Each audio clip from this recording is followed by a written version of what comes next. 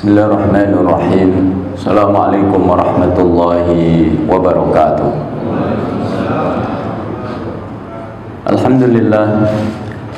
Alhamdulillahi rabbil alamin, wal aqibatu lil muttaqin, wala udwana illa 'alal zalimin. Wassalatu wassalamu ala asyrafil mursalin, imamil muttaqin, nabiyina wa habibina maulana Muhammadin wa ala alihi wa sahbihi wa man tabi'ahum bi ihsanin ila yaumiddin, amma ba'd. Faqala Allahu azza wa jalla fi muhkami tanzilih, a'udzu billahi minasyaitonir rajim, inna anzalnahu fi lailatin mubarakatin inna kunna munzirin fiha yufraqu kullu amrin hakim. Hadirin hadirat, Bapak Ibu, para jamaah Masjid Al-Hidayah yang dimuliakan Allah Subhanahu wa taala. Alhamdulillah, kita bersyukur kehadirat Allah. Kita kembali dipertemukan oleh Allah dengan bulan suci Ramadan. Kita diizinkan untuk mengisinya dengan berbagai amal saleh, dengan siyam, dengan qiyam, dengan tilawah Quran, dengan duduk di majelis ilmu. Mudah-mudahan amal-amal saleh kita diterima oleh Allah Subhanahu wa taala dan kelak memberatkan timbangan kebaikan kita di sisi Allah Subhanahu wa taala. Shalawat dan salam tidak lupa kita aturkan kepada suri tauladan kita Rasulullah Muhammad sallallahu alaihi wasallam, kepada keluarga, kepada sahabat, orang-orang yang istiqamah di jalannya. Mudah-mudahan kita bisa menghidupkan sunnah-sunnah beliau hingga akhir hayat kita. Jemaah dimuliakan oleh Allah, tema kajian subuh kali ini yang diberikan kepada saya yaitu Lailatul Qadar dan cara untuk meraihnya. Lailatul Qadar merupakan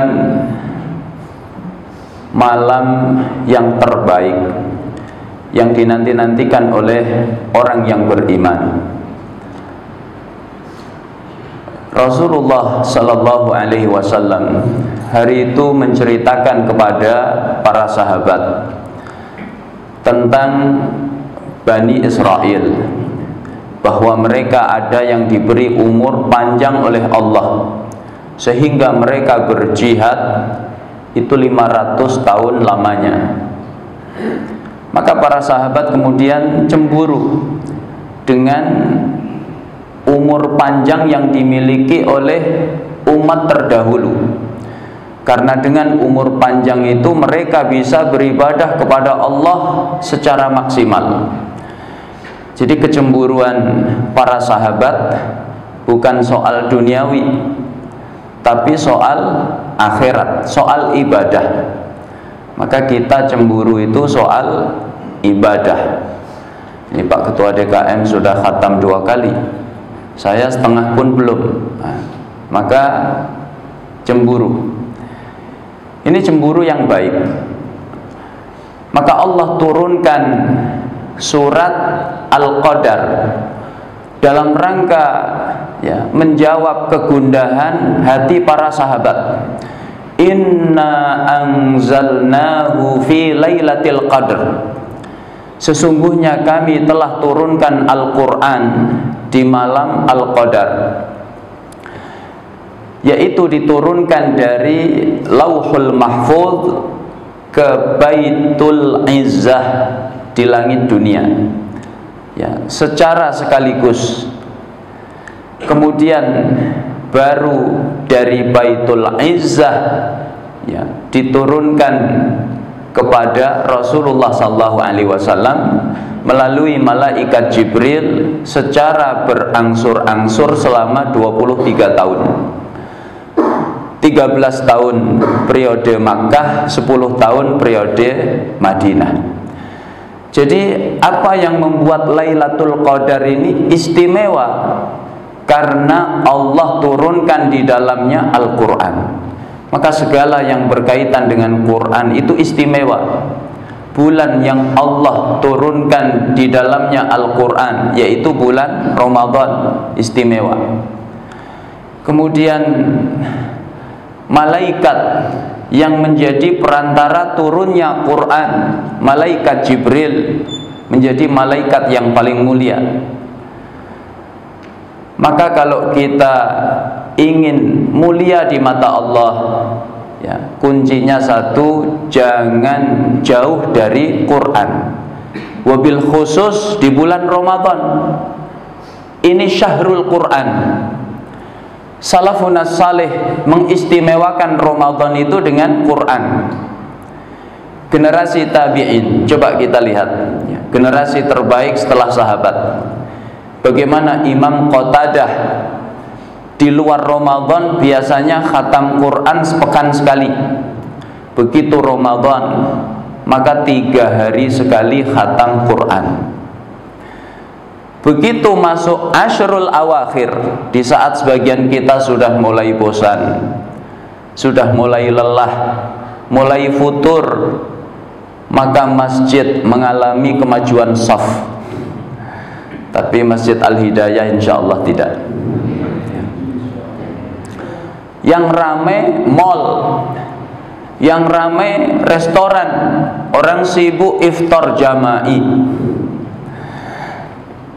Maka lihat bagaimana Imam Qatadah ketika Ashrul Awakhir, justru ibadahnya kalau bahasa kita hari ini digaspol.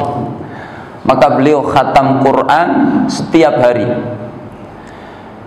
Kemudian Sa'id bin Jubair, ulama besar dari kalangan tabi'in, beliau ketika Ramadan maka khatam Quran itu 2 hari sekali.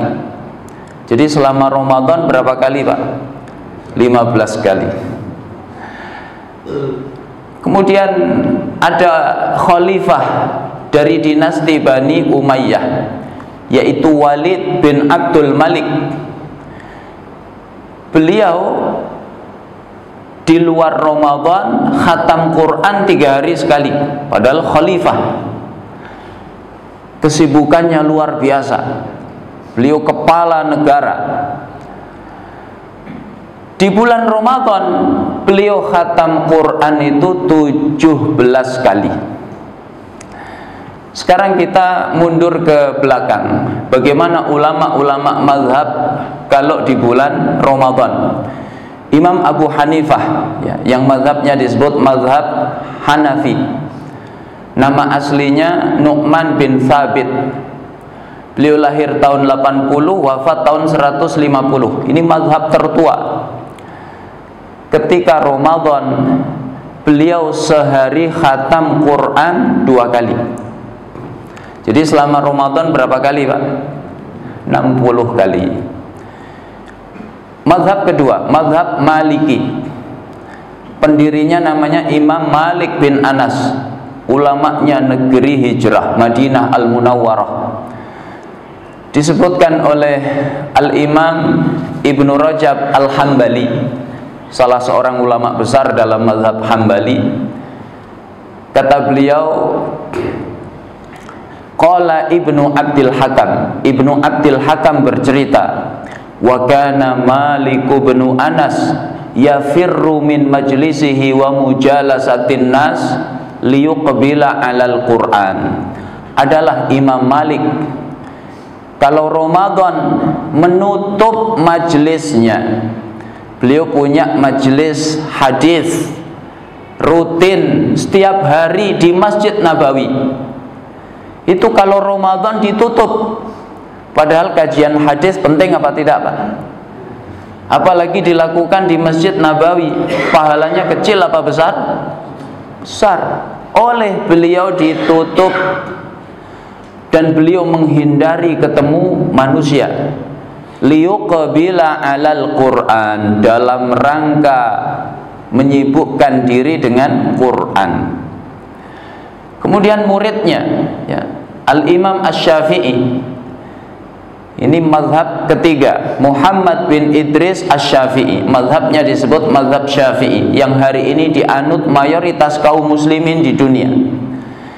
Imam Syafi'i kalau Ramadan dikisahkan oleh muridnya namanya Rabi' bin Sulaiman Al-Muradi, wa kana Syafi'i yakhtimul Qur'ana fi Ramadan sittina khatmatan. Adalah Imam Syafi'i kalau bulan Ramadan khatam Quran itu 60 kali. Jadi sehari berapa kali, Pak? 2 kali. Kemudian kita mundur lagi ke belakang. Siapa yang tidak mengenal Imam Al-Bukhari? Muhammad bin Ismail bin Ibrahim bin Bardizbah Al-Bukhari, yang menulis Sahih Bukhari, kitab paling sahih setelah Al-Quran. Beliau tulis 16 tahun lamanya. Dan menarik, setiap kali hendak menulis satu hadis, beliau wudu terlebih dahulu, beliau sholat sunnah istikharah 2 rakaat. Bagaimana Imam Bukhari di bulan Ramadan? Beliau siangnya khatam sekali, malamnya setelah tarawih beliau baca 10 juz. Maka kalau dikalkulasi berapa, Pak? Siang khatam 30 kali, malam khatam 10 kali. Total 40 kali beliau khatam Quran di bulan Ramadan. Mungkin sebagian kita bertanya, Ustadz, bukankah ada larangan khatam Quran itu kurang dari 3 hari, ya, minimal 3 hari? Kata Imam Ibnu Rajab Al-Hambali, itu kalau dilakukan secara terus menerus. Tapi kalau dalam rangka mengejar kemuliaan tempat, misalnya Bapak lagi umroh, ya, Makkah, Madinah kan mulia, Masjidil Haram, Masjid Nabawi, maka diperbolehkan dalam rangka mengejar kemuliaan tempat atau kemuliaan waktu seperti Ramadan. Makanya ulama-ulama kita khatam berkali-kali. Nah, Lailatul Qadar itu apa yang membuat mulia? Di dalamnya Allah turunkan Quran. Kemudian, wa ma adraka ma Lailatul Qadar. Tahukah kamu apa itu Lailatul Qadar? Ini kalau dalam ilmu balaghah, ya, Allah sebutkan kata wa ma adraka ma Lailatul Qadar itu litashwiq, supaya membuat orang yang mendengar itu penasaran. Apa Lailatul Qadar itu? Maka ayat ketiga kata Allah, Lailatul Qadri khairum min alfi syahr. Lailatul Qadar itu lebih baik dibanding 1000 bulan. Jadi bukan sama seperti 1000 bulan, ya, yang kalau kita kalkulasi sekitar 83 tahun. Bukan sama, tapi lebih baik dari itu. Maka orang yang mendapatkan Lailatul Qadar itu dia seperti beribadah lebih baik daripada 83 tahun non-stop. Maka ini menjawab kegundahan para sahabat. Orang-orang dulu umurnya panjang, pasti pahalanya banyak. Kita umat Nabi umurnya antara 60-70. Begitu kata Nabi, umru ummati ma baina sittin wa sab'in. Umur umatku antara 60-70, ya. Jadi yang sudah 60 siap-siap, yang sudah 70 apalagi, ya. Begitu kata Nabi. Kalau ada yang lebih dari itu sedikit, ya. Dan itu bonus dari Allah Subhanahu wa ta'ala. Tapi kita bisa menyamai kebaikan umat terdahulu yang umurnya panjang-panjang itu dengan meraih Lailatul Qadar. Ada apa di Lailatul Qadar itu? Ya, tanazzalul malaikatu warruhu fiha biizni rabbihim min kulli amr. Salamun hiya hatta matla'il fajr. Pada malam itu para malaikat turun, ya, termasuk ruh yaitu Jibril turun atas perintah Allah. Dan pada malam itu salamun hiya hatta matla'il fajr. Malam yang penuh dengan keselamatan. Tidak ada keburukan, tidak ada ketakutan, tidak ada penyakit pada malam hari itu. Dan itu sampai terbit fajar. Kemudian di ayat yang lain yang berbicara tentang Lailatul Qadar, yaitu ayat kedua dan ketiga surat Ad-Dukhan yang saya baca di muqaddimah tadi, inna anzalnahu fi lailatin mubarakah inna kunna munzirin. Sesungguhnya kami turunkan Al-Quran itu pada malam yang mubarakah, penuh keberkahan. Ya, kata Syekh Utsaimin, redaksi ya mubarakah likasrati khairiha wa barakatiha wa fadliha, itu karena banyaknya kebaikan di malam itu, banyaknya keberkahan dan banyaknya keutamaan.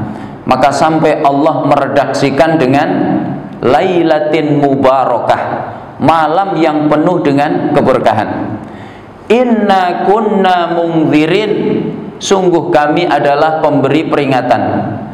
Pada malam itu kata Allah di ayat berikutnya, fiha yufraqu kullu amrin hakim.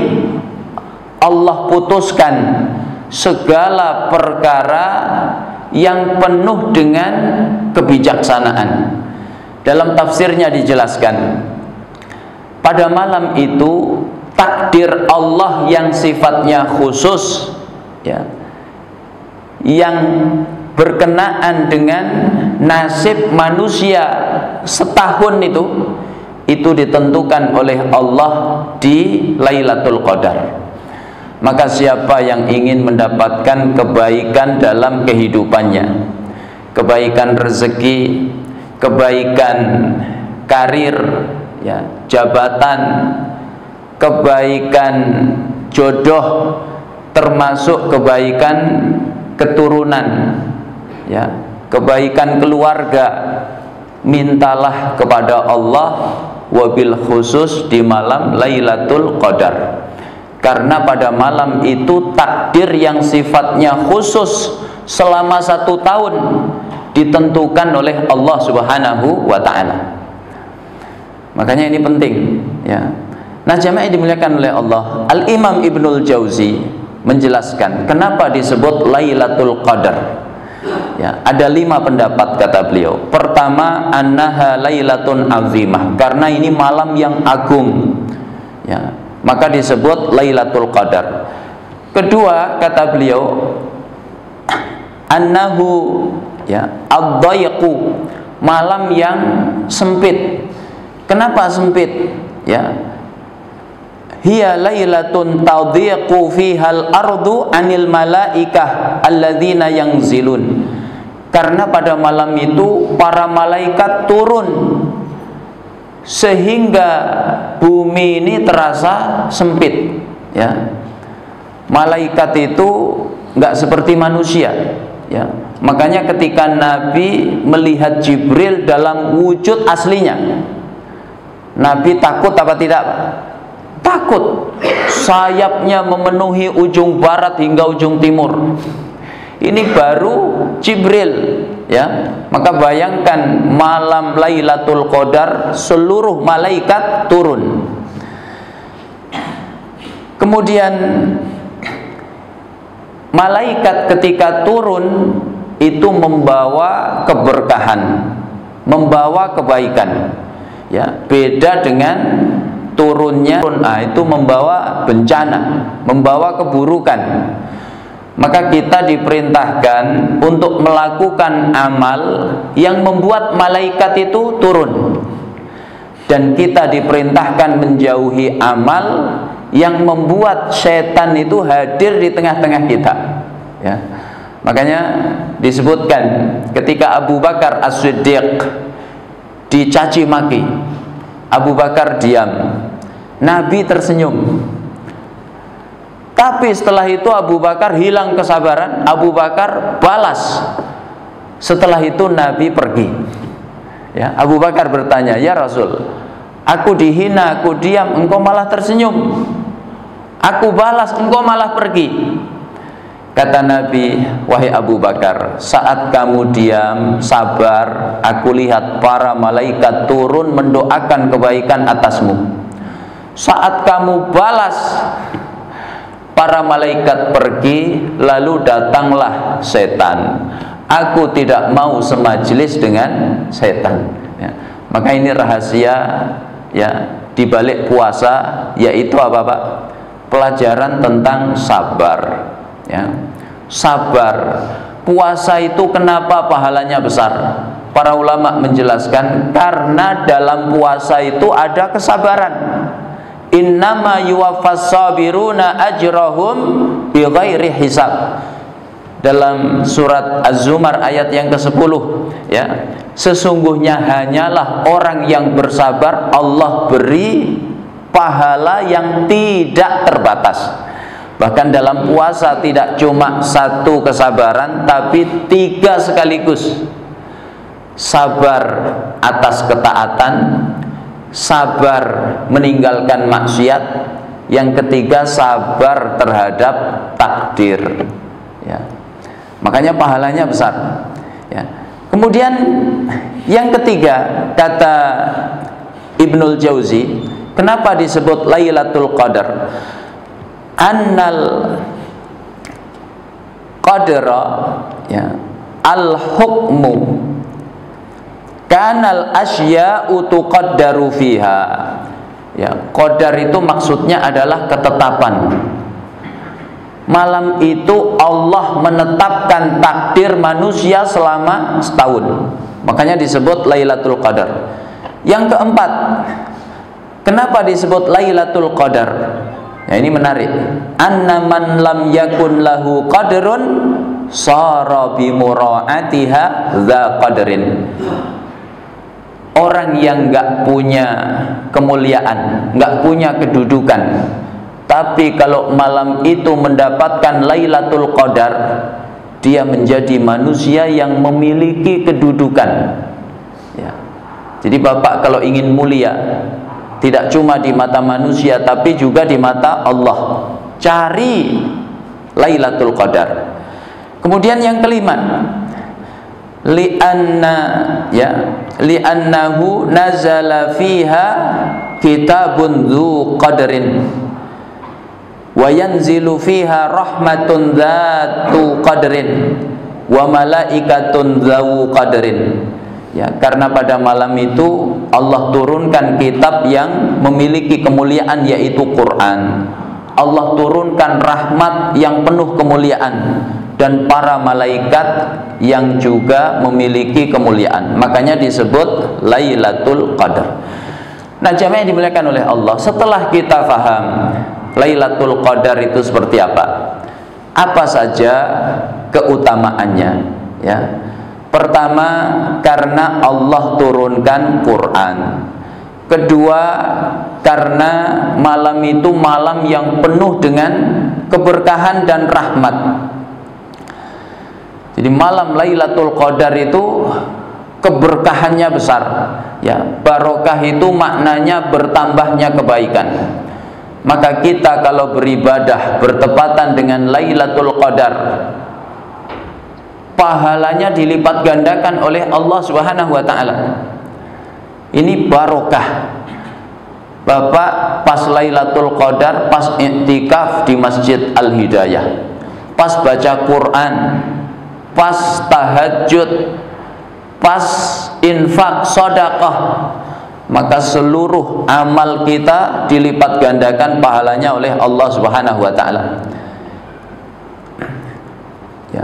bahkan khairun ya min alfi syahr, lebih baik dibandingkan ibadah selama 1000 bulan atau 83 tahun. Kemudian berikutnya ya, para malaikat malam hari itu turun. Kemudian pada malam itu salamun minal afat wal uqubat, ada keselamatan dari segala bentuk keburukan. Kemudian yang ketujuh ya, orang yang menghidupkan Lailatul Qadar, dia mendapatkan ampunan dari Allah Subhanahu wa taala. Kata Nabi, "Man qama Lailatul Qadri imanan wahtisaban, ghufira lahu ma taqaddama min dzambih." Siapa yang menghidupkan malam Al-Qadar semata-mata karena iman dan mengharap pahala dari Allah ya. Makanya bekal Ramadan itu diantaranya adalah iman. Ini bekal terpenting. Quran memberi isyarat, hadis memberi isyarat ya. Bekal terbaik menyongsong Ramadan itu keimanan. Maka ayat yang memerintahkan puasa itu Allah mulai dengan panggilan apa? Keimanan.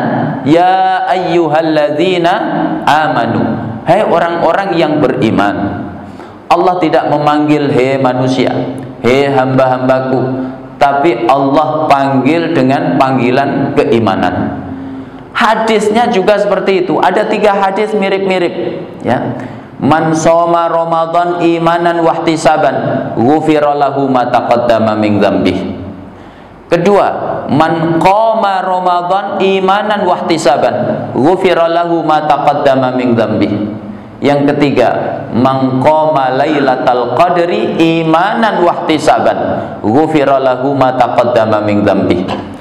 3 hadis mirip ya, ujungnya sama, diampuni dosa-dosanya yang telah lalu. Semuanya dikaitkan dengan iman dan ihtisab ya.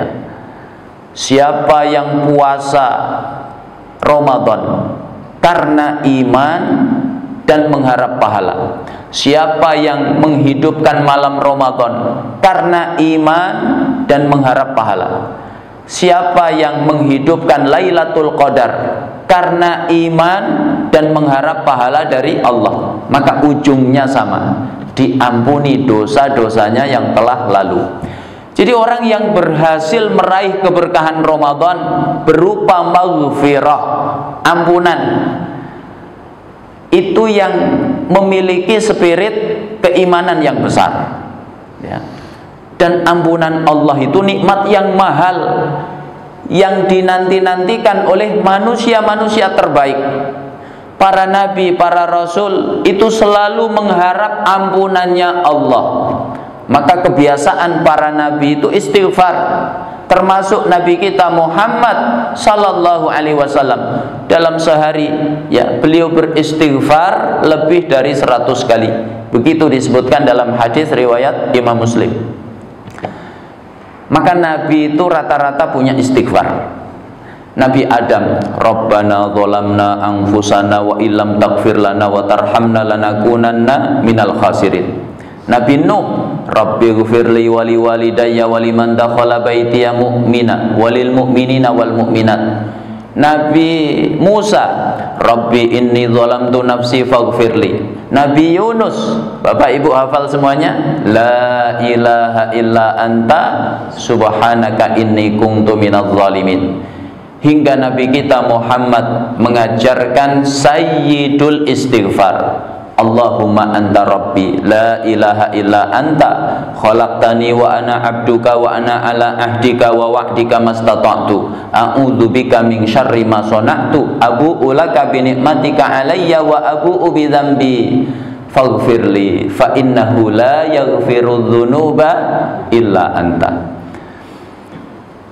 Orang baca sayyidul istighfar di waktu siang lalu diwafatkan Allah, tempatnya surga.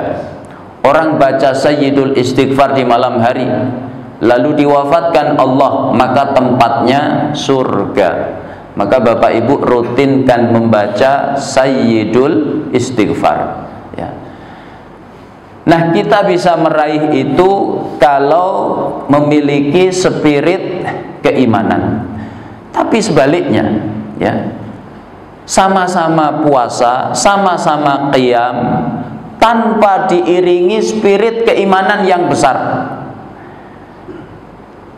itu dikhawatirkan sia-sia.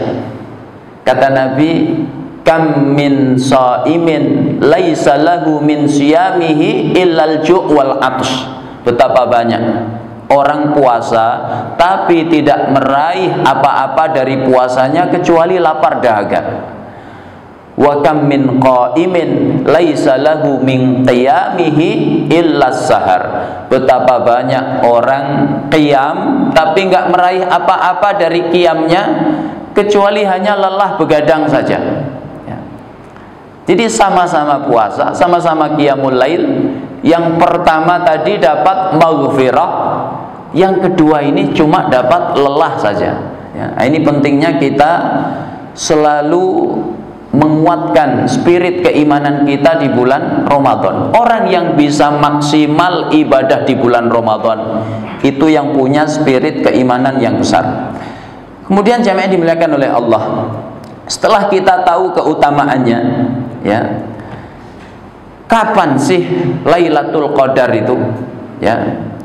Kapan? Jamaah dimuliakan oleh Allah, pendapat yang paling selamat ya, kata Al-Hafiz Ibnu Hajar Al-Asqalani, yaitu pada 10 malam terakhir ya, terutama di malam-malam ganjil, malam 21, malam 23, malam 25, malam 27, malam 29. Nah, jamaah yang dimuliakan oleh Allah, malam ganjil bagi kita terkadang genap bagi lainnya ya, apalagi kalau ada khilaf. Ini alhamdulillah tahun ini tidak ada khilaf ya. Itu pun dengan negara lain ada perbedaan ya.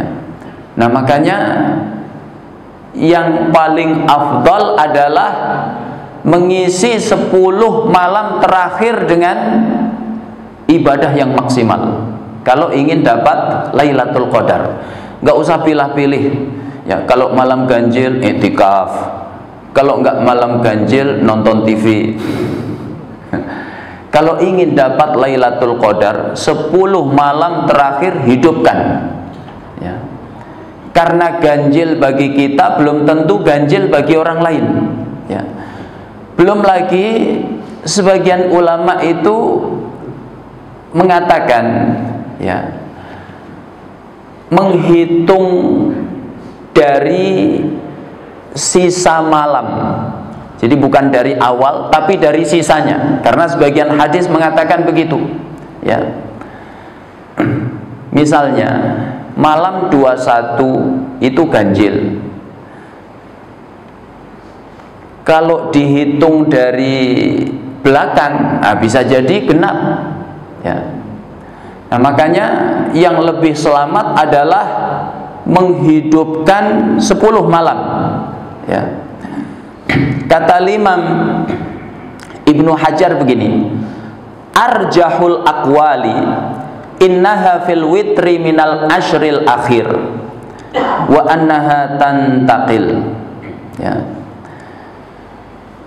Pendapat yang paling unggul, Lailatul Qadar itu terjadi di malam-malam ganjil ya. Ulama menyampaikan analisa mereka masing-masing berdasarkan pengalaman mereka di dalam mencari Lailatul Qadar. Ada yang mengatakan malam 21 karena beliau mendapati Lailatul Qadar itu seringnya malam 21. Ada yang mengatakan 23, ada yang mengatakan 25 ya, dan seterusnya. Makanya menarik, Nabi memerintahkan kita mencari Lailatul Qadar. Jadi Lailatul Qadar ini diperintahkan untuk dicari, Pak. Ya, bukan didiamkan, tapi dicari. Kata Nabi, taharrau, carilah ya Lailatul Qadri fil ashril awakhir min Ramadan. Cari Lailatul Qadar di 10 malam terakhir bulan Ramadan. Kemudian taharrau Lailatul Qadri fi lailatil witri minal ashril awakhir. Cari Lailatul Qadar di malam-malam ganjil, ya. Kemudian kata Nabi dalam hadis yang lain, taharrau Lailatul Qadri fi sab'il bawaqi. Cari Lailatul Qadar di 7 malam yang tersisa, ya. Jadi berlapis-lapis perintahnya, sampai ada perintah yang spesifik, taharrau Lailatul Qadri fi lailatis sabi' wal ishrin min Ramadan. Cari Lailatul Qadar di malam yang ke-27. Makanya Bapak kalau iktikaf di Masjidil Haram malam ke-27 itu jangan keluar dari hotel menjelang azan maghrib, atau buka puasa dulu di hotel baru keluar. Nggak dapat shaf, Pak. Ya, kalau ingin dapat shaf paling telat keluar itu jam 4 sore baru dapat shaf, ya. Kalau nggak dapat shaf, ya. Begitu mereka bersungguh-sungguh mencari Lailatul Qadar. Nabi sendiri bagaimana? Nabi bersungguh-sungguh mencari Lailatul Qadar. Maka pernah Nabi iktikaf 10 hari pertama Ramadan. Setelah 10 hari kata Jibril, innama tatlubu fi amamik. Apa yang kamu cari itu ada di depan masih. Maka Nabi melanjutkan iktikafnya 10 hari kedua. Setelah selesai kata Jibril, innama tatlubu fi amamik. Apa yang kamu cari masih ada di depan. Akhirnya Nabi iktikaf lagi 10 hari terakhir di bulan Ramadan. Makanya Nabi menyimpulkan Lailatul Qadar itu terjadi ya di 10 hari terakhir di bulan Ramadan.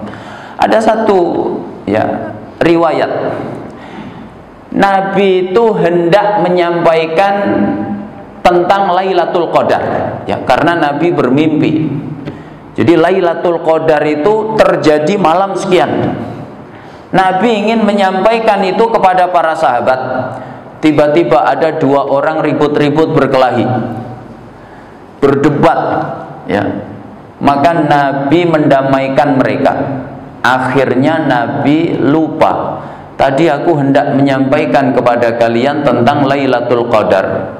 Lalu ada 2 orang ribut-ribut, aku mendamaikannya. Setelah itu aku dibuat lupa oleh Allah. Maka para ulama mengambil pelajaran, ribut-ribut itu menghalangi ilmu. Maka Bapak kalau ingin dapat ilmu, jangan suka ribut-ribut, jangan suka kelahi, ya. Berkelahi, berselisih, nah, itu menghalangi masuknya ilmu. Tapi di balik lupanya Nabi itu ada hikmah yang besar. Jadi kalau yang lupa Nabi, Pak, hikmahnya besar. Tapi kalau yang lupa kita, musibah. Bedanya di situ. Apa di balik lupanya Nabi ini? Kata para ulama, ada rahmat yang besar. Kaum muslimin jadi bersungguh-sungguh di dalam mencari Lailatul Qadar karena dirahasiakan. Coba kalau tidak dirahasiakan, ya, misalnya diumumkan Lailatul Qadar itu malam 27 misalnya, Pak, diumumkan. Maka kira-kira orang dari malam pertama sampai malam ke-26 serius ibadah apa santai-santai, Pak? Santai, belum Lailatul Qadar, ya. Nonton TV dulu, nonton bola dulu, nonton sinetron dulu, ya. Nah, ke mall dulu. Nah, nanti malam 27 baru sungguh-sungguh, ya. untungnya Subhanahu wa ta'ala, ya. Kemudian berikutnya jamaah yang dimuliakan oleh Allah, alamatuha, tanda Lailatul Qadar itu seperti apa?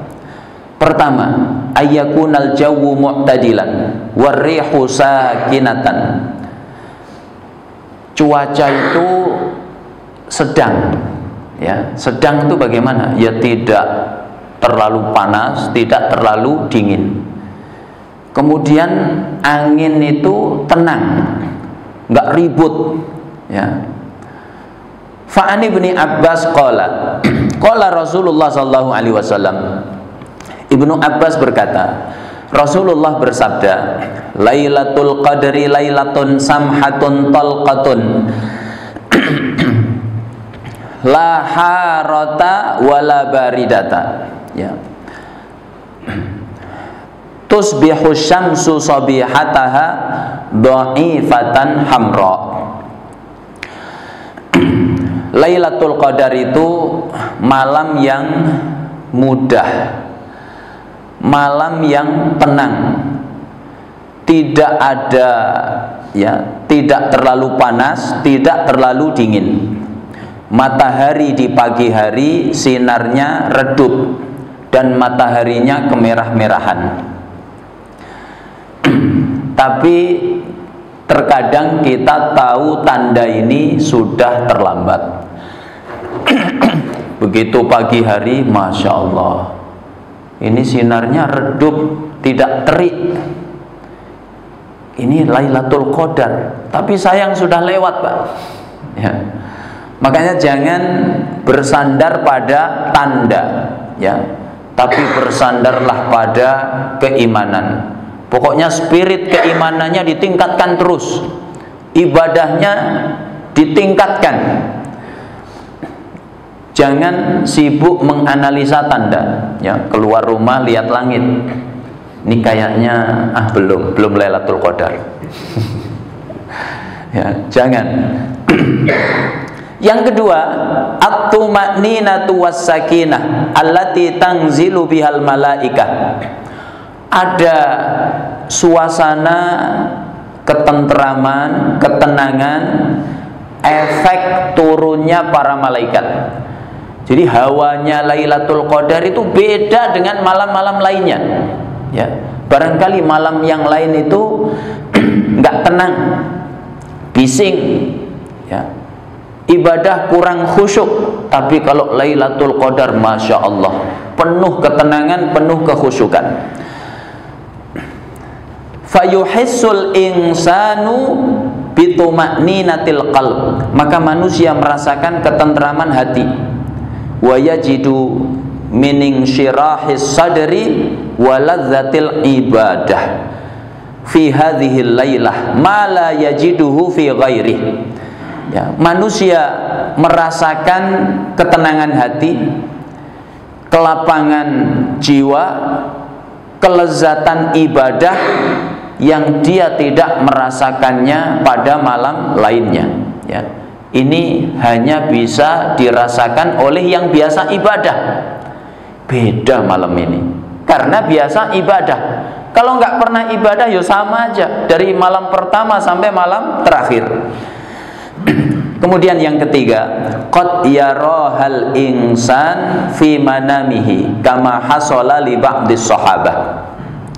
Terkadang Allah tampakkan kepada manusia melalui mimpinya, seperti pernah sekelompok sahabat itu mimpinya serempak sama, malam itu Lailatul Qadar, ya. Maka kemudian mereka bertanya kepada Nabi, dan ternyata kata Nabi benar, ya, malam itu terjadi Lailatul Qadar. Kemudian ada tanda-tanda yang lain yang disebutkan oleh sebagian ahli ilmu, tapi tanda-tanda ini tidak ada dalil yang sahih, ya. Apa diantaranya?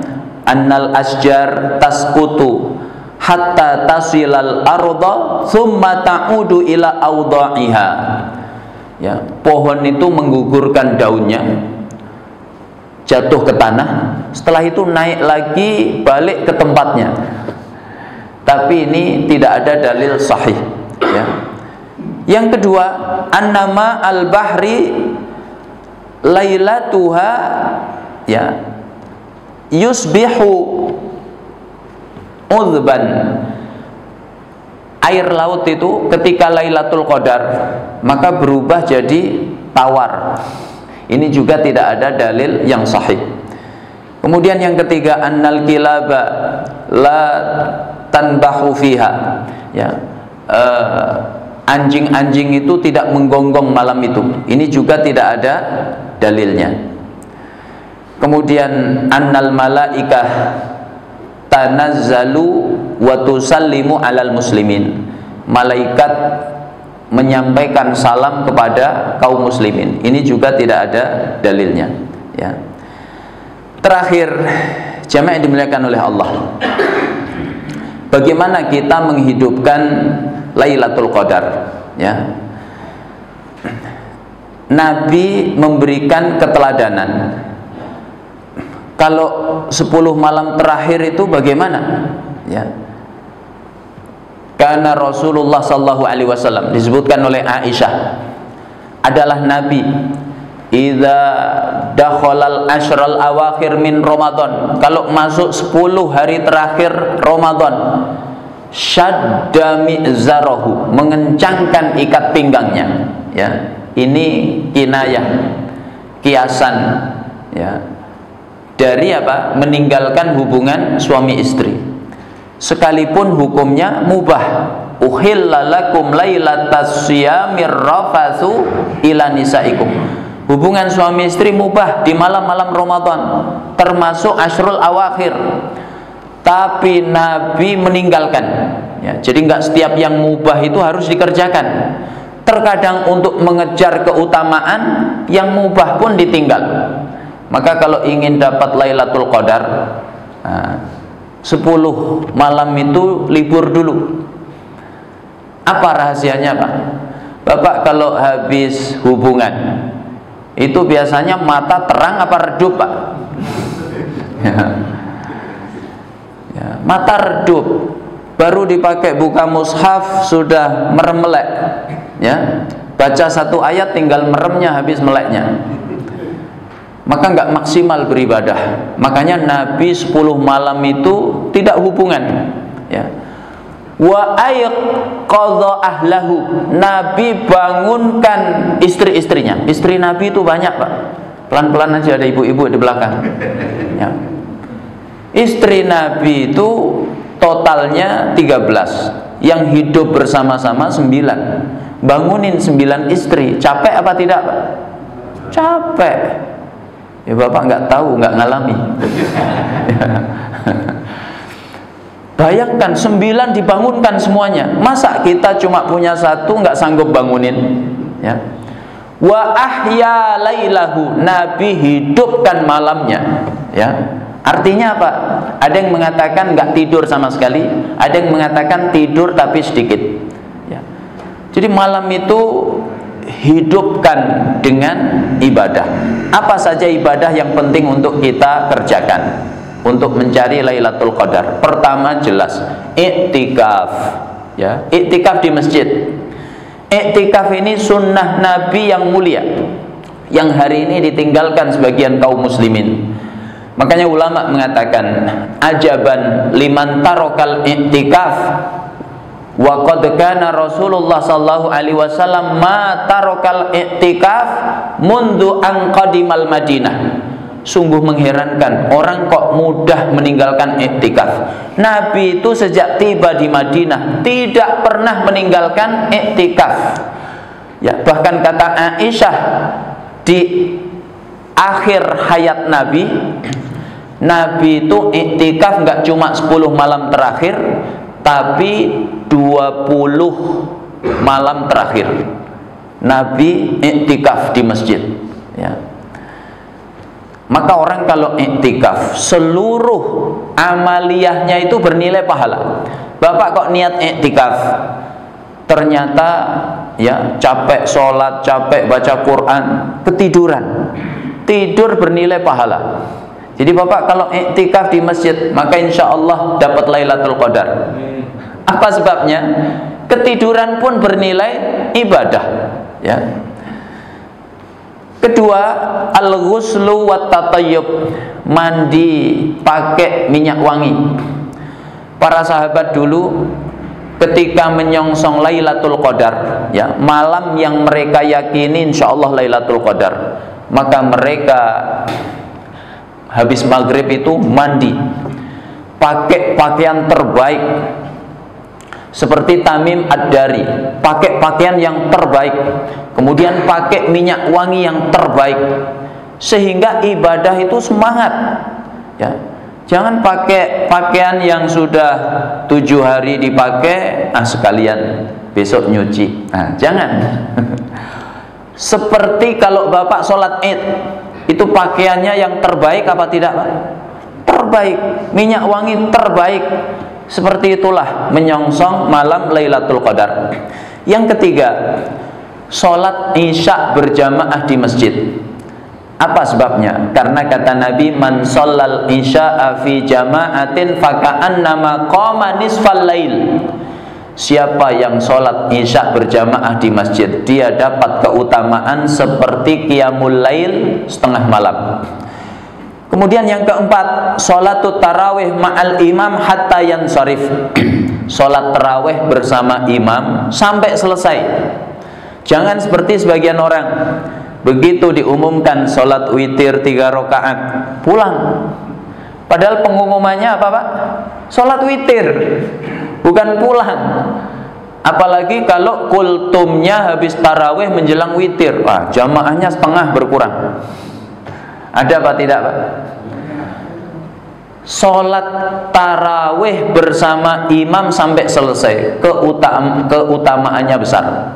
Man shalla ma'al imam hatta yansarif kutibalahu ajru qiyami lailah. Siapa yang sholat bersama imam sampai selesai, tercatat pahala atasnya seperti qiyamul lail sepanjang malam. Ini yang keempat. Yang kelima, qiyamul lail, ya. Maka adakan qiyamul lail berjamaah di Masjid Al-Hidayah, ya. Imam kita hafidz semua, ya. Qiyamul lail, begitu Nabi menyongsong Lailatul Qadar itu dengan cara apa? Qiyamul lail. Nabi qiyamul lail rakaatnya panjang sekali, ya. Ayat yang dibaca panjang. Beliau qiyamul lail dalam waktu yang sangat lama. Kalau ketemu ayat berbicara tentang ampunan Allah, Nabi minta ampunan dulu. Ketemu ayat memerintahkan tasbih, Nabi bertasbih. Ketemu ayat bercerita tentang azab, Nabi minta perlindungan terlebih dahulu. Maka kata para ulama, ini menghimpun berbagai kebaikan. Kebaikan sholat, kebaikan baca Quran, kebaikan, ya, mentadaburi Al-Quran. Itu semuanya terhimpun. Makanya baca Quran terbaik itu saat sholat. Khatam Quran terbaik saat sholat. Maka sahabat berusaha menghatamkan Quran itu di dalam sholat mereka. Utsman bin Affan pernah, Pak, sholat witir 1 rakaat. Itu banyak apa sedikit? Sedikit apa banyak, Pak? Sedikit. 1 rakaat kok banyak. Berarti kalah sama kita, Ustaz. Jamaah Al-Hidayah 3 rakaat. Kalah Utsman. Lihat dulu, 1 rakaatnya Utsman khatam Quran. Gimana kalau diamalkan nanti malam, Pak? Insya Allah sholat witir kita malam hari ini, Bapak Ibu sekalian, hanya 1 rakaat. Alhamdulillah. Lalu kata imamnya, tapi ikut Utsman bin Affan, insya Allah khatam Quran. Wah, jamaahnya kemudian mengatakan astagfirullah. Ya. Kemudian, ya, terakhir yaitu tarkul maksiyah, meninggalkan maksiat. Jamaah dimuliakan oleh Allah. maksiat di bulan Ramadan itu berbahaya. Kata Imam Ibnu Hajar, ya, al-ghibatu tadurru bisyam. Ghibah itu salah satu bentuk maksiat, membahayakan puasa, ya. Bahkan ada riwayat dari Aisyah, ini jarang kita dengar tapi penting untuk disampaikan. Kata Aisyah begini, al-ghibatu tufattirus shaim. Ghibah itu membatalkan puasa. Wa tujibu alaihil qada, mewajibkan qada bagi pelakunya. Pendapat ini diikuti sebagian kecil ulama seperti Imam Al-Auza'i, seperti Imam Ibnu Hazm. Bahkan Ibnu Hazm memperluas, tidak cuma ghibah tapi segala bentuk kemaksiatan dikerjakan secara sengaja, sadar bahwa dia sedang puasa, itu membatalkan puasa, ya. Kita selama ini kan hanya dengar pendapat mayoritas ulama, jumhur, yang mengatakan maksiat tidak sampai membatalkan puasa, hanya saja merusak pahala puasa. Nah, ini penting untuk kita sampaikan supaya hati-hati. Begitu salafun saleh, kalau puasa itu sungguh-sungguh menjauhi maksiat. Maka lihat puasanya sahabat, generasi terbaik. Karena Abu Hurairah wa ashabu, adalah Abu Hurairah, sahabat paling banyak meriwayatkan Quran, meriwayatkan hadis. Lebih dari 5.000 hadis diriwayatkan oleh Abu Hurairah dari Rasulullah SAW. Abu Hurairah dan sahabat-sahabat, kalau puasa, ya, idza shamu, ketika mereka puasa, dakhalu ilal masjid, mereka masuk ke masjid. Wa qalu, mereka berkata, nutahhiru siyamana, kami masuk ke masjid ini dalam rangka membersihkan puasa-puasa kami. Jadi Ramadannya sahabat itu yang rame masjid apa pasar, Pak? Masjid.